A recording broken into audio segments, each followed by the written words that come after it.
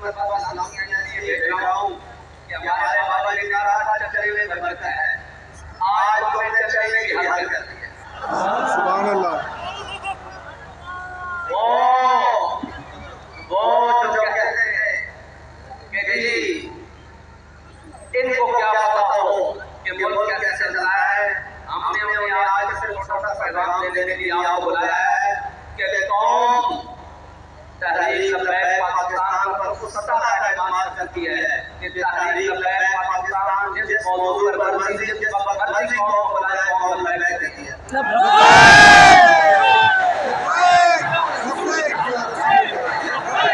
लब्बैक या रसूल अल्लाह लब्बैक लब्बैक लब्बैक या रसूल अल्लाह लब्बैक।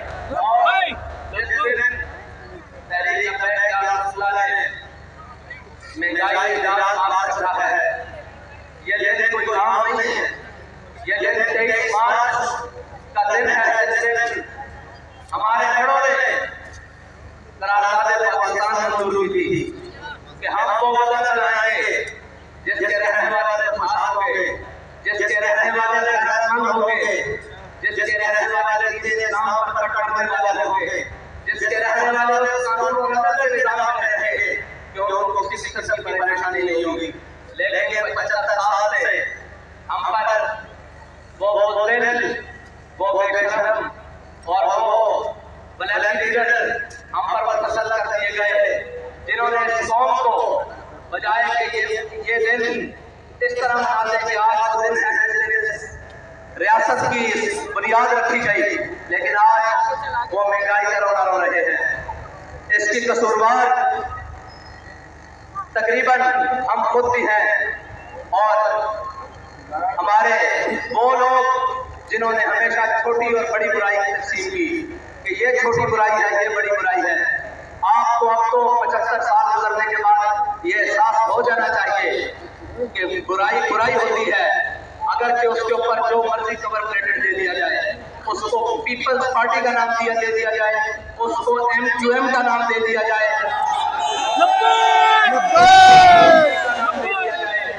या उस बुराई को मजीद समाप्त करने के लिए PTI का नाम दे दिया जाए। ये सारे बरासत के फलंदे हैं जो कौम के गले में डाल दिए गए हैं।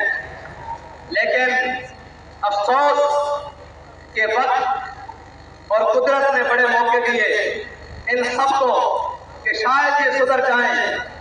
आज से 365 दिन पहले एक मुतालबा हमारा था कि भाई खुदा के लिए रसूलुल्लाह के नाम पर इनको सीधे हो जाओ, रसूलुल्लाह के नाम पर मैदान लगाओ, इनको जवाब दो कि हम सब कुछ बर्दाश्त कर सकते हैं, अपने आका और औलाद की हुर्मत पर या लफ्ज़ बर्दाश्त नहीं कर सकते, उनकी नामों से रिसालत पर गद्दारी नहीं कर सकते। लेकिन हमें कहा जाता था क्या हम यूरोपीय यूनियन से ताल्लुकात तोड़ ले? तो मैंने पूछा सुनाओ कैसे हैं ताल्लुकात आजकल?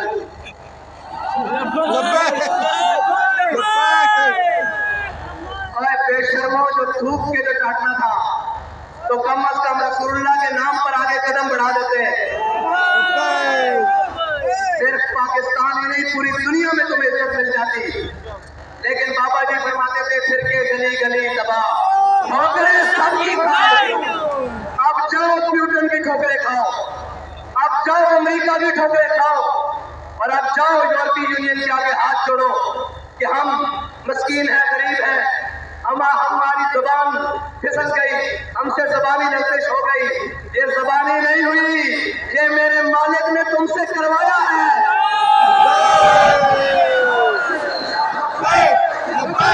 लब्बैक या रसूल अल्लाह लब्बैक लब्बैक लब्बैक या रसूल अल्लाह लब्बैक लब्बैक।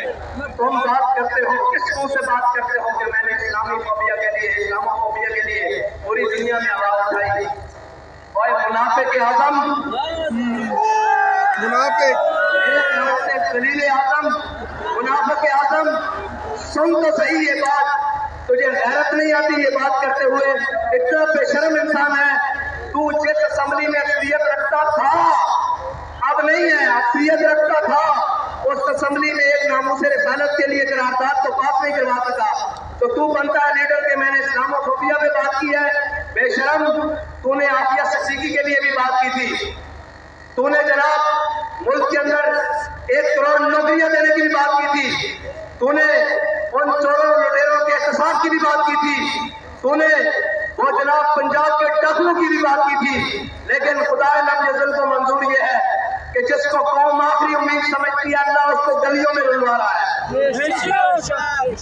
आखिरी उम्मीद ये नहीं है।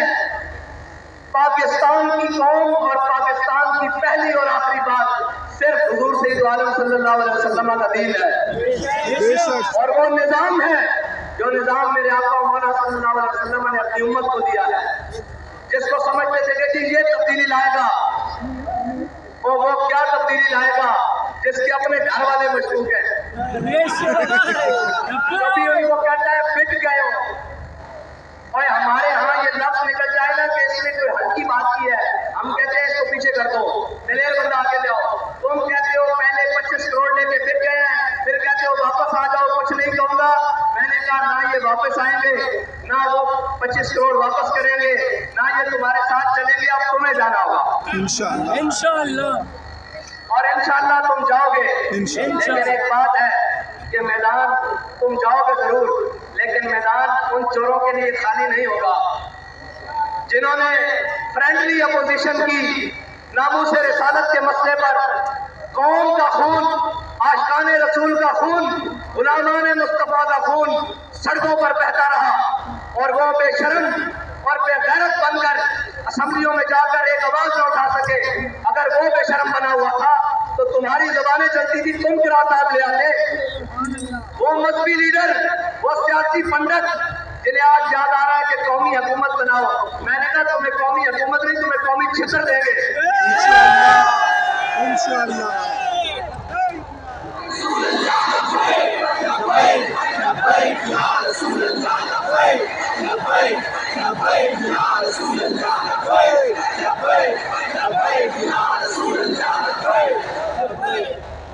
तुम इतने बेशर्म हो चुके हो कि तुमने 3 साल इस मुल्क की बुनियादों के साथ खेला गया।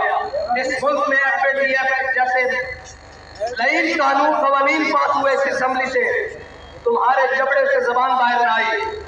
मैं सारी अपोजिशन से बात कर रहा हूँ, इसलिए कि अंडर द टेबल और अपर द टेबल बातें करने और है, दफ्तर खुलवाने और है, कौम के लिए बात करना और है। इस्लामाबाद से लेकर कराची जाना और फिर खुद कांपते हुए वापस आना, ये और है।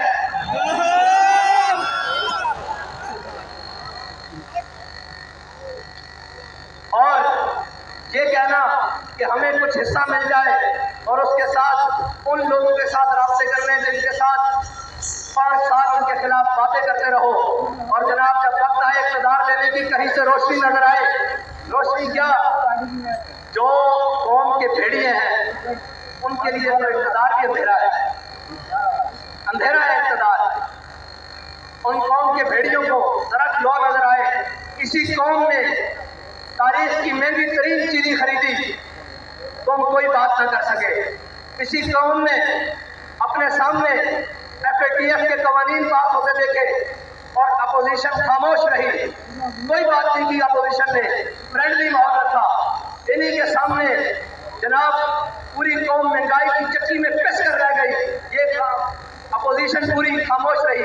लेकिन जैसे ही इक़्तिदार की लच्छा नजर आना शुरू हुआ तो सबसे पहले लीडर की तरह मैदान में आ गए, और सबसे पहले ये कहना शुरू कर दिया कि जी हम अदम एतमाद लाएंगे और हम जनाब इसको तख्त से उतारेंगे।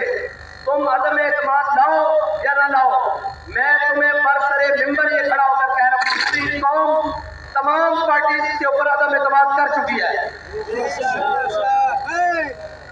पूरी कौम इनकी सियासत के ऊपर, इनकी तर्ज हुकूमत के ऊपर और इनके मुनाफिकाना रवैया के ऊपर अदम एतमाद कर चुकी है। अब रही बात इलेक्शन की, तो तुम इलेक्शन की तैयारियां कर रहे हो, हम पहले तैयार हैं, मैदान में बैठे हुए हैं।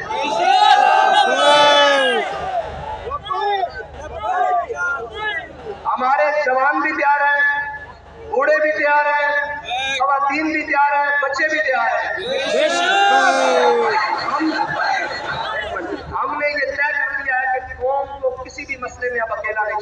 इंशाअल्लाह। वो महंगाई का मसला हो, वो सबसे पहले नामों से रिसालत खत्म नबूवत का मसला हो।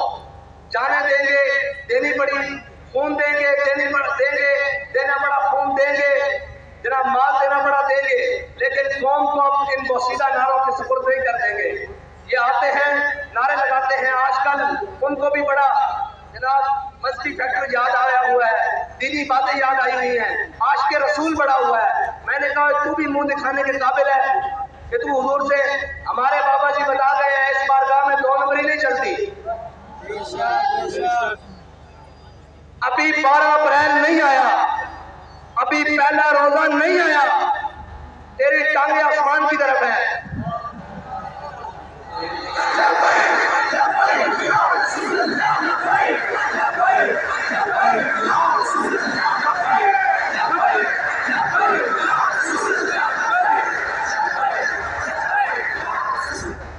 मीडिया का जदीद दौर है, हर शख्स का किरदार सामने खुल के उसके सामने है कि वो कौम के मुंतखब नुमाइंदे जिनको कौम लाखों वोट देकर भेजती है असेंबली में, उनकी कीमत सिर्फ 25-25 करोड़ और 50-50 करोड़ में है। जो अपने जमीन बेच रहे हैं, वो इधर हो या उधर हो, ये सारे जमीन फरोश हैं। क्या आपको इनसे उम्मीद है कि ये पाकिस्तान को इन मुश्किल हालात में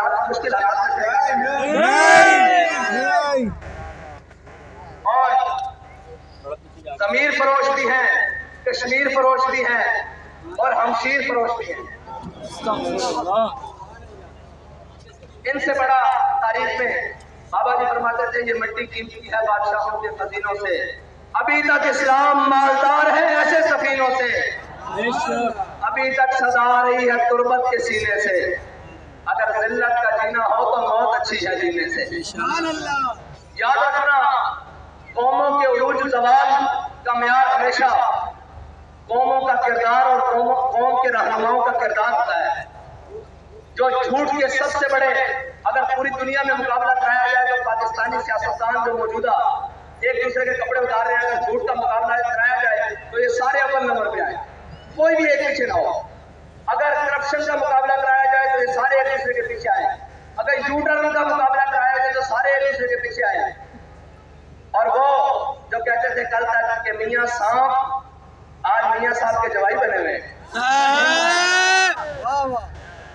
कोई बात नहीं, मैं तो कहता हूँ अल्लाह ताला मजीद तुम्हें नंगा करे कौम के सामने।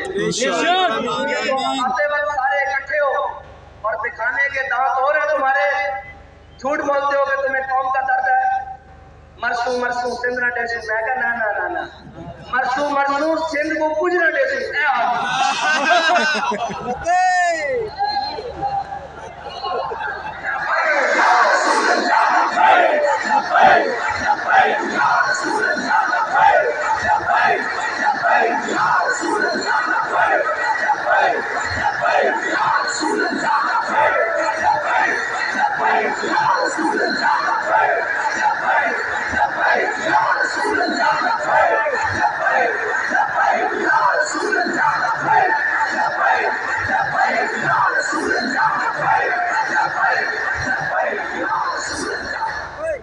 शर्म नहीं आती?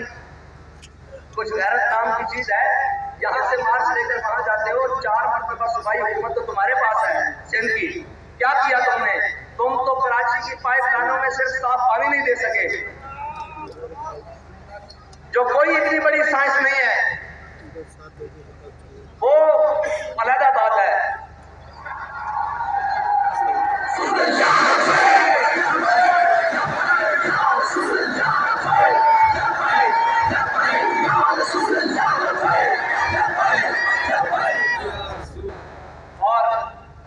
यहाँ से वहां जाकर कहते हो क्या तुमने, जो तुम्हारी जिम्मेदारी थी, क्या तुमने कौम को वो जरूरियात पूरी की है?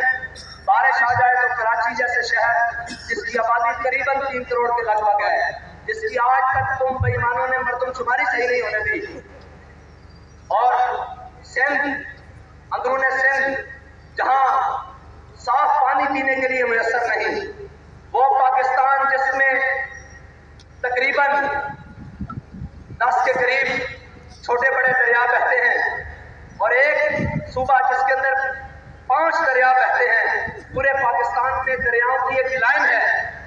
मुल्क के वासियों को अगर साफ पानी ना मिले तो क्या तुम्हें डूब करने का मकाम नहीं हासिल? और तुम यहां से वहां मार्च लेकर जाते हो, महंगाई का रोना रोते हो। क्या तुमने सिंध में दूध की नहरें बहा दी है? क्या तुमने सिंध के वासियों को उनके जीने का हक दे दिया है? क्या कराची के मसाइल हल हो चुके हैं? सबसे बड़े लैंड माफिया तुम खुद हो, सबसे बड़े बदतखोर तुम खुद हो, सबसे बड़े सिंध के कराची के डाकू तुम खुद हो। ये जितने डकैतों का सरगना हो, जितना उनका जनाब चलता है नज़म, उस सब के सरबराह तुम खुद हो, तुम्हारा बाप है। और हमसे तवक्को करते हैं कि कहीं सीट एडजस्टमेंट हो जाएगी। मैंने कहा आपके लिए हमने सिर्फ लिटर एडजस्टमेंट रखी हुई है।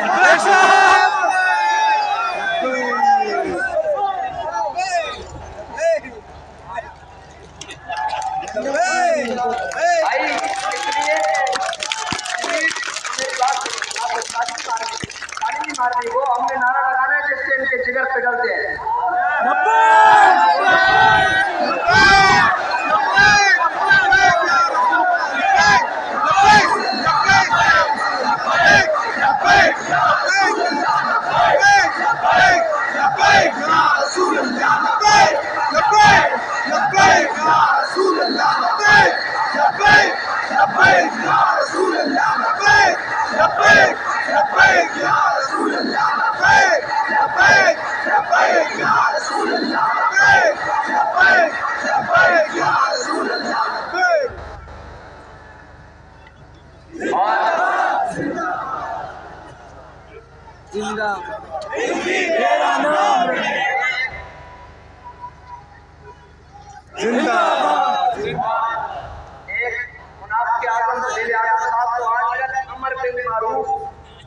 अमर बिन मारूफ आई हुई है।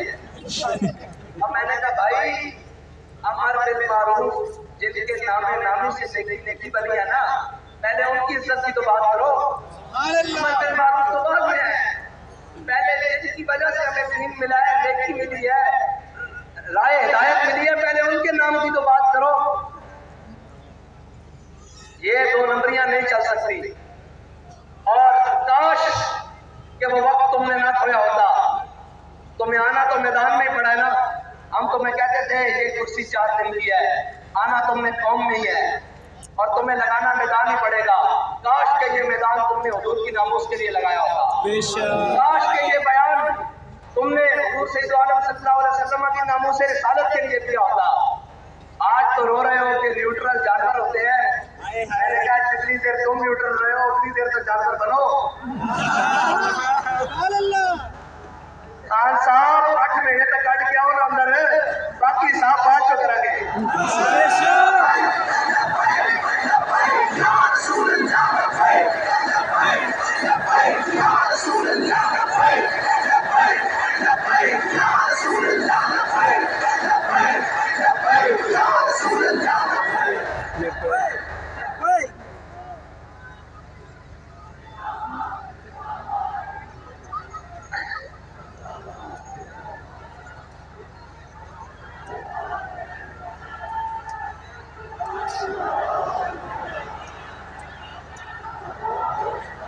और जो बड़े पढ़ी लिखी हुकूमत लेकर आए और बड़े समझदार लोग लेकर आए कि ये मुल्क को संभालेंगे, उन पढ़े लिखों ने पाकिस्तान का हाल ये किया कि पहले पाकिस्तान सिक्योरिटी रिस्क पर था, इसको सरहदी खतरात थे, अब ये माशी रिस्क पर है। ये पढ़े लिखों ने हाल किया है पाकिस्तान का और ये समझते हैं कि तहरीक लबैक वाले ऐसे ही उठकर आ गए हैं, इनको मैशत का क्या पता हो। मैंने कहा हमें सारी बातों का पता है, सिर्फ वक्त की देर है और वो वक्त भी दूर नहीं है। इंशाल्लाह मैशत दुरुस्त करना पढ़े लिखों का काम है ही नहीं, मैशत दुरुस्त करना डंडे वालों का काम है। अगर पढ़े लिखों का काम होगे तो आज जहांगीर तरीन साहब को सामने बिठा लो, वो कहेंगे सबसे ईमानदार मैं हूँ। आज अलीम खान को सामने बिठाओ, सबसे ईमानदार वो है। सारों को छोड़ो, सबसे बड़े डाकू जरदारी को बिठा लो। अच्छा, उससे बड़ा चोर बाहर से इंपोर्ट करके बुला लो, नवाज शरीफ, उसको बिठा लो, वो कहेगा मुझसे ज्यादातर कोई नहीं है। कौम का पैसा वापस लाने के लिए तुमने क्या काम किए, लेकिन तुम्हारी नीयत ठीक नहीं थी। अगर नीयत सही हो तो हमारे बाबा जी फरमाते थे, हजरत उमर बिन अब्दुल अजीज सिर्फ मस्जिद से सन के घर तक गए थे तो आधा इस्लाम नाफिज हो चुका था। इलाका में आते ही गवर्नर हाउस की दीवारें गिराकर इसको यूनिवर्सिटी बना दूंगा। हमारा ये दावा नहीं है कि हम गवर्नर हाउस गिराकर उसको यूनिवर्सिटी बनाएंगे।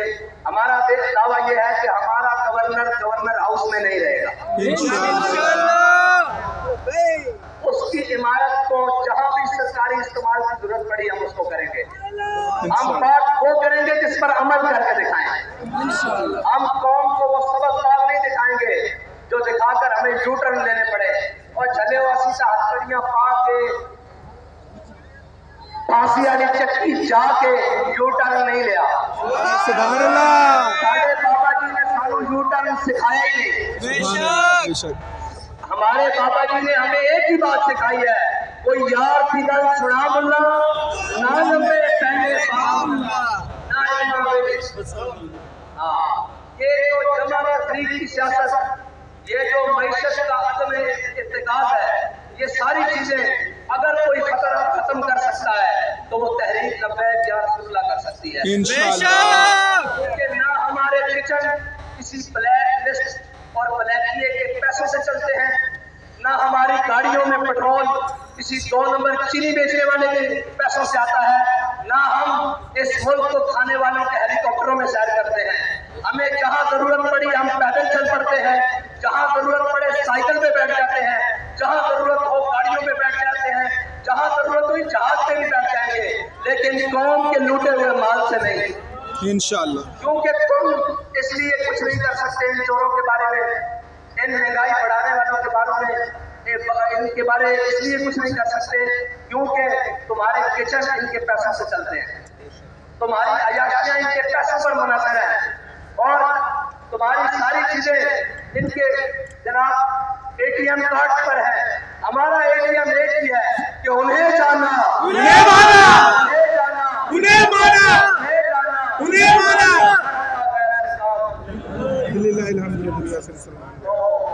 कराची वालों, बाबा जी ने एक बात बता रहे हैं कि चलने में बरकत है। जब तक चलते रहोगे मंजिल तुम्हारी करीब आती रहेगी और जितना तेज चलोगे, जितनी लगन से चलोगे, जितने इखलास से चलोगे, तुम्हारी मंजिल उतनी करीब होगी। लेकिन एक बात याद रखना मेरी, और वो बात को कान खोल कर सुन लेना कि तुम्हारा दुश्मन, तुम्हारा रकीब, तुम्हारा हासिद तुम्हें जेलों में लेकर जाकर तुम्हारा कुछ नहीं बिगाड़ सका, तुम्हें शहीद कर कर, तुम्हें जख्मी कर कर तुम्हारा कुछ नहीं बिगाड़ सका। अब वो तुम्हारी सफों में दरारें पैदा करने की कोशिश कर रहा है। अपने हाथ दूसरे भाई के हाथ में ऐसे थाम लो, ओहो की क्या बात है यार, मैं अभी तुम्हारे साथ नीचे खड़ा हो जाता हूँ। इन चीजों की कोई हैसियत नहीं। बाबा जी हमारी आंख में सोना और मिट्टी बराबर करके गए हैं। हम सब की मंजिल वो है कि हमने हुजूर के दीन को तख्त पर लाना है इंशाअल्लाह। के लिए हमने आपस में जो अपने भाई हैं उनके बाजू पकड़ के रखने हैं और नहीं जाना इस तरफ। यार मैंने कोई ऊंची गल हो, मुझे कोई ऊंची बात हो भी गई है, मेरी शान में कोई गुस्ताखी हो भी गई है तो क्या बात, तू ये तो देख कि जब तेरे नबी के बारे में गुस्ताखी हुई तो ये तो बंदा मैदान अमल में था या नहीं। कुछ नहीं होता। ये चार अब दुश्मन की आखिरी ज़रब है, वो आपकी सफों को तोड़ना चाहता है, लेकिन आप अपनी सफें ज्यादा मजबूत करके उसको ये पैगाम दे दें कि मर जाएंगे। अब आपका पैगाम अपने आप को मुतहद करना और गली गली में जाओ, कूचे कूचे में जाओ, नगर नगर में जाओ, हर दरवाजा खटकाओ, उन्हें बताओ कि उम्मत के असल वारिस आ गए हैं, कौम के हकीकी तर्जुमान आ गए हैं, पाकिस्तान को अपनी मंजिल के तक पहुंचाने वाले वो लोग हुजूर के गुलाम आ गए हैं जिनको ना इक़्तिदार की लालच है, ना जनाब पैसे की हवस है। उनको अगर किसी मकसद की लालच है वो ये है कि ये उम्मत हुजूर सैयद आलम सल्लल्लाहु अलैहि वसल्लम के दामन से वाबस्ता होकर खुशहाल हो जाए और हम सब की निजात हुजूर सैयद आलम सल्लल्लाहु अलैहि वसल्लम के दीन के साथ और उनके निज़ाम से वाबस्ता रहने की है। इंशाअल्लाह ये जो महंगाई हुई है ना, इसमें कौम का भी एक कसूर है। आखिरी बात कर रहा हूँ कि आप कह रहे थे तब्दीली आलम आजमा लीजिए, थोड़ा जा आजमा लीजिए, अगर कोई मजीद कसर है तो फिर आजमा लो। है अब इन सब चोरों डाकुओं से जान छुड़ाओ और हुजूर सल्लल्लाहु अलैहि वसल्लम के दीन को तख्त पर लाने की मेहनत करो, इंशाअल्लाह सुबह शाम मेहनत करो इंशाअल्लाह। और इस तरह निकलो कि तुम्हें किसी की झिझक नहीं होनी चाहिए, किसी की शर्म नहीं होनी चाहिए। वो पूरा सिंध लूट कर अगर महंगाई मार्च कर सकता है, आज़ादी मार्च कर सकता है, तो हम तो वो हैं कि जिनके दामन पर ना करप्शन का दाग है, ना गद्दारी का दाग है, ना बैरूनी मुल्क से बैरून पैसा भेजने का दाग है, ना लिसानी का दाग है, ना कौमियत का दाग है। हमने तो नारा ही वो लगाया जो पूरी उम्मत का नारा है कि मन सबका नबी है, सबका नबी है।